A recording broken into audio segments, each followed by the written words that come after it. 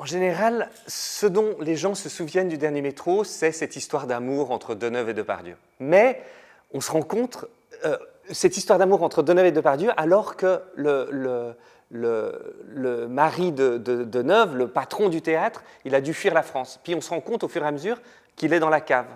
Mais personne ne le sait. Et il entend tout.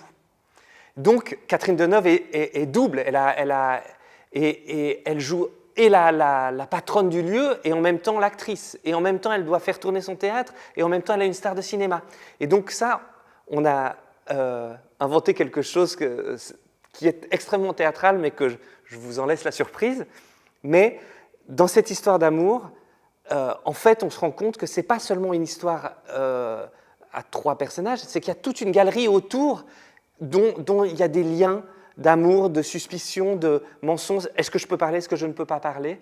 Et tout ça est écrit dans une langue absolument magnifique. Moi, je fais des spectacles avec l'envie que les gens aient envie de retourner au théâtre. Ils voient la richesse de ce langage scénique.